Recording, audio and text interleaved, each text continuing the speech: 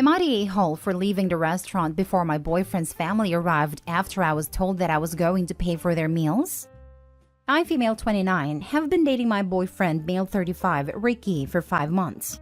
He is divorced but hates this word and goes with the word divorcee instead, since the first one makes it sound like he was dumped when it was him who initiated it. Anyways, he always go on long rants about his exes and say stuff like, "I hope you don't have this awful habit my ex has," or "hope you like XYZ cause my ex didn't," and the list goes on. I found a second job recently and he's been having me pay every time we go out.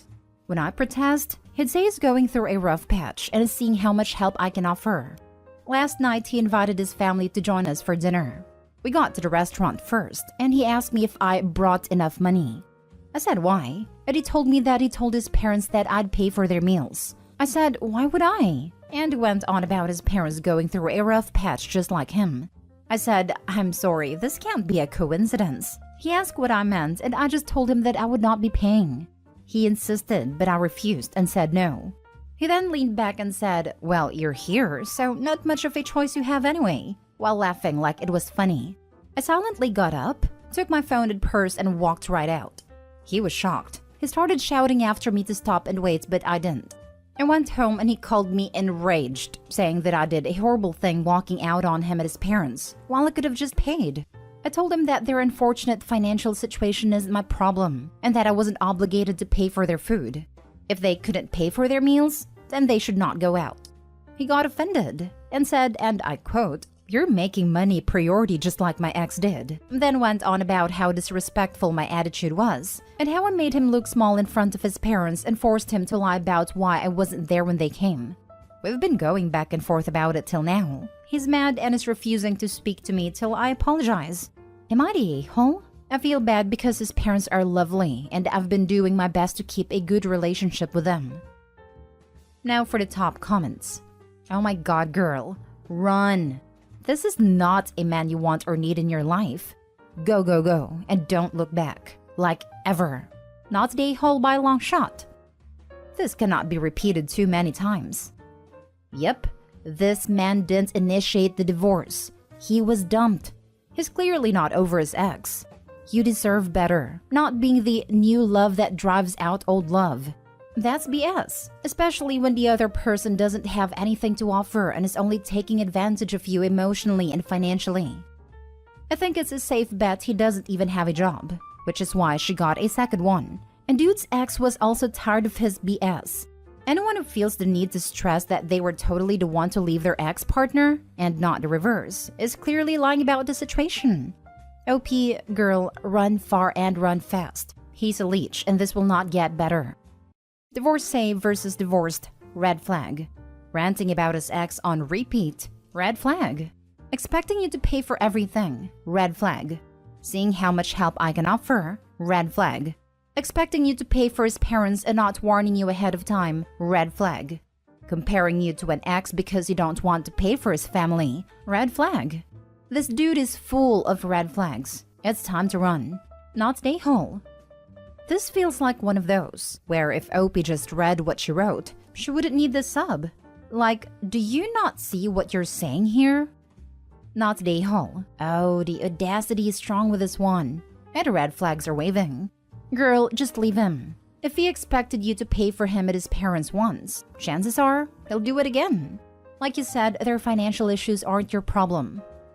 He said it was temporary, but I don't know. His parents are nice people. They treat me better than my own family. They're using you. That's not treating you well. Treat yourself better by moving on from them. Next story. Am I the a-hole for angrily telling my friend that he was not the victim in his relationship? I'm 28 male, have a friend, Bill, 29 male. We are part of a whole group, have been friends for at least 10 years, and some of the demanded women have even ended up marrying each other. Point is, we have all known each other for a very long time. Now, Bill has always displayed narcissistic personality traits, especially in his past relationships. He's a very condescending person and thinks that he's better than everyone else because he has a well-paying job, owns his own house/car, all of that. In comparison, some of the other guys still live with family and such. In his mind, they haven't grown up and he's better than them. It's usually easy to ignore because he's very charismatic and brings in new people to the group. In past relationships, he has been really awful, like giving girlfriends a checklist of stuff they need to change to be with him, commenting on their appearance, etc. But because a lot of this was years ago, I think most of us hoped he'd grow out of it. He always describes all of his exes as crazy, and we usually believed him. Some we could confirm are crazy because we met them, and with the ones we didn't meet, we just believed the stories. Enter his new girlfriend, Sarah, 33, female. They started dating in July 2021. We all got to know her, and she's awesome. She's very down-to-earth and friendly. She has basically become friends with everyone. Well, Bill asked Sarah to move in with him at the end of April 2022, and she did, since she saw the relationship getting more serious. Then, at the end of June 2022, Bill randomly broke up with her. When asked what happened, he says that he just hated that his house no longer felt like his house because of all of her stuff, which everyone thinks is ridiculous. Well, unfortunately, with the housing and rental markets being what it is right now, Sarah had trouble finding a place to move that would meet her needs. She found one place that she took, but the place isn't available until September 30, so she had to stay living with Bill.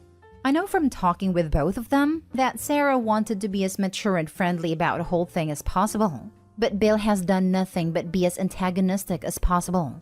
He's done stupid stuff, like blaring the TV when he knows she's trying to sleep, and he's also done really cruel things, like calling up a booty call, putting her on speakerphone, and talking to her about when they could hook up when he knew Sarah could hear it. Anyway, the guys were all hanging out and Bill kept complaining, trying to sound like the victim in the situation. And I finally said, stop trying to play the victim. No one here thinks you're the victim in this. Actually, if you could have been mature about the breakup, then there wouldn't be any victims. This would have just been a relationship that hadn't worked out. But you made Sarah the victim by all of your actions. So just stop complaining and get over it. Everyone else agreed with me, but Bill got angry and left. Am I the a-hole for how I handled it? Not the a-hole, and from every ex-girlfriend of a narcissistic a-hole? Thank you. Seriously, why are you friends with such a tool though? I know it sounds bad, but a lot of the guys in our group are very introverted and hate talking to new people. He's one of the few who brings in new people. I think that's why we keep him around. He brings in new victims of his abuse. Why do you need a constant influx of friends? Most of us are happy with a handful in adulthood. That's right on the nose. My ex-best friend would cycle through friends like you wouldn't believe. She'd get 2 to 3 new ones at a time, and suddenly they all had this or that issue. When I broke my friendship off with her, it was because I realized these friends were cycling out so fast, because she was emotionally mistreating them and using me as a shield, because I was blinded by my love for her. 14 years, we went through abusive homes together, and she's very much why I lived through some stuff I did. That she could run to me and say, oh, they did this to me, and I defend her every single time. I felt awful when I realized it helped her exclude multiple people for no reason at all. She doesn't have any friends now. Not the a-hole, but I'm wondering why you're still friends with Bill. Based solely upon what you've written, he seems to have few redeeming qualities. I completely understand what you're saying. I guess it's because we live in a smaller town. We've all been here our whole lives, for the most part, and it's just always been easier to ignore it. Up until now anyway. Bill might actually have a point about some cases of arrested development in your friend group. You're acting like a bunch of easily led teenagers hanging around one popular kid who tolerates you. Next story. Am I the a-hole for how I reacted when my boyfriend tried to pull me on stage for a hypnotism show? I'd gone to Vegas with a few friends, my boyfriend and my boyfriend's brother. We ended up going to a hypnotism show after having gone out for drinks. The drinks were hitting me pretty hard when I walked in and I was having a great time, until the part where they call people up on stage. And they picked me. I was feeling pretty drunk and not wanting to do it, so I shook my head no. But then my boyfriend grabbed me and tried to pull me up to the stage. I tried to resist being pulled along, but he was really yanking me up there. We'd gotten the attention of the rest of the audience, and they were all cheering for him to pull me up there. And I was kinda angry because first, I was feeling a little too drunk and nauseous. And second, because if my boyfriend had not wanted to do something, I'd respect that. I've often even been the bad guy for saying no to things for him, so he wouldn't have to because of social anxiety. So, I was angry that he didn't respect it the other way around. So when he tried to pull me up the stairs to the stage, I just went completely limp. 170 pounds of dead weight collapsing onto the bottom stair. I also started laughing at the whole situation because, remember, drunk. He tried to lift me up and I went full noodly. And then his brother joined in and they both managed to lift me up, but couldn't keep a hold of me, so I just kept sliding on the ground. The crowd was laughing, but more the guys now. Some people were joking about how the guys couldn't even lift a girl together. Someone in the crowd yelled out to ask if I was okay, and I yelled back, "No, I think I've just suddenly found myself single. Wasn't expecting that tonight." The hypnotist cracked a few jokes about how Vegas is the best place to find yourself suddenly single, then said that he couldn't hypnotize someone who was obviously not open to persuasion of any sort. I felt kinda bad for disrupting the show, though maybe wasn't bothered as it was a comedy show after all. I grabbed my friends and headed out, telling my boyfriend not to follow me. They took me back to their hotel room and told me to sleep it off, figuring I hadn't meant what I'd said about a breakup. But in the morning, my now ex-boyfriend came by wanting to talk, and I stood by what I said, that it was over.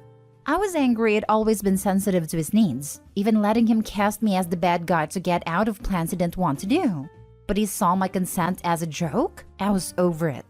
He was furious, saying I was being rash, that I had humiliated him by dumping him in front of a crowd, and he didn't even get it. How if I didn't want a scene but made a bigger scene? It didn't feel like I was being rash. I want a partner who doesn't think it's funny to hear my no and ignore it. Not just ignore it, but think it's funny to push me to do the things I said no to anyway. Am I the a-hole for how I reacted when my boyfriend tried to pull me on stage for a hypnotism show? Now for the comments. So not the a-hole. I used to do a bit of stage hypnotism for fun, and first off, any good stage hypnotist tries very hard to screen for drunk people.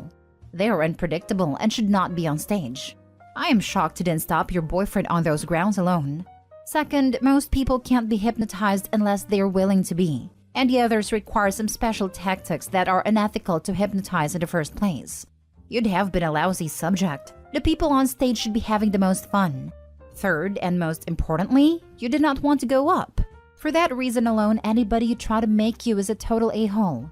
Honestly, I am just impressed that you handled it with such humor. I would have been fuming and likely yelling. Also, poor job on the part of a stage hypnotist to allow that situation to happen. I don't know much about stage hypnotism, but if inducing an altered state of consciousness is really what happens, then it's absolutely a horrible idea to invite drunk people to take part in the show. It's also bad to do it with people on meds, or people living with mental illnesses who are already having a hard time telling reality and imagination apart like schizophrenics. When it comes to hypnotism, meditation, etc., this is rule number 1. It's right up there with consent. I don't know what folks in Vegas are doing. This all sounds way too crazy. You were right. The stage hypnotist should have done a better job and not allowed all this to happen, only because the audience was having fun at OP's expense. When I was big into meditation, I went to one. It was very small. When I was on stage, I just kind of slipped into my regular meditation mindset. I don't remember much except trying to tell the guy I wanted out and the assistant whispering, "Shake it off," behind me. Oh, and also him lifting my head and saying, "She's really out." I did not like it. It in fact ruined meditation for me for a long time, and even now I can't click into it like I used to be able to do. Not the a-hole at all. Ew. Him and his brother are creeps. I'm glad they got humiliated. Yeah, how do they think they're not a-holes?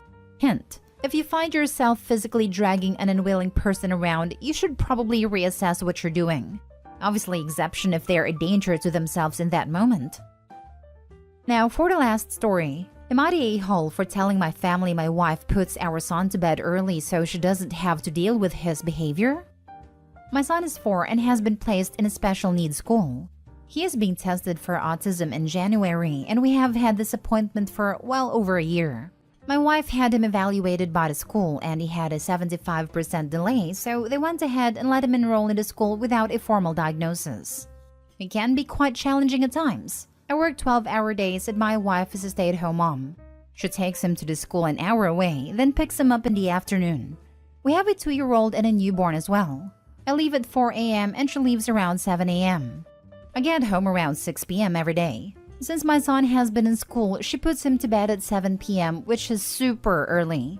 My family came over for dinner at 6 p.m. and by 6:30 she was taking him upstairs for bath and left the babies downstairs to be held by my mother and father. By 7 p.m. she was putting him in bed. I asked her if he could stay up until 9 p.m. so he could interact with my family as they don't come very often. She immediately said no, and that he gets bad notes from school when he stays up too late, and that he is very difficult in the morning when he is overtired. So I told my family that he couldn't stay up and had to go to bed because she couldn't deal with his behavior. After they left, she told me I was a huge a-hole and that she puts him to bed for his own good and not doing it for herself. She then called me selfish. My mother-in-law has also texted me telling me that I need to help her daughter more and that I should not embarrass her in front of my family that way. I called my mother and she agreed that 7 p.m. was extremely early and an extra 2 hours would not have hurt him at all. Am I the a-hole? Wow, so you think that your wife is lying about the school employees sending notes about your son acting up more when he's tired? Your wife can't handle your son's behavior. It's appropriate to trash talk your wife's parenting to your own parents. That your mom is more knowledgeable than both school personnel. Whoops, forgot, that was a lie. And your own wife, the mother of the child in question who knows him best and has raised him for 4 years. And that you should include your mom in an argument between you and your wife after you humiliated your wife by bad-mouthing her. I'm sure you're providing the family with a great income, but other than that, you seem to be a source of ugliness, negativity, and pain for them. I hope this isn't your normal behavior because you're the a-hole 100%. It also is lack of support for his wife. Since she appears to be doing all of the racing, he doesn't appear to know the first thing about his child. As evidenced by not knowing the kid needs more sleep to make it through the day, he wants to keep her knocked up while he does very little. He doesn't appear to know the first thing about his child, or any child for that matter. 7 p.m. is a perfectly reasonable bedtime for a 4-year-old. They need about 11 hours of sleep at that age. It's a very developmentally normal thing for him to be going to bed at a time.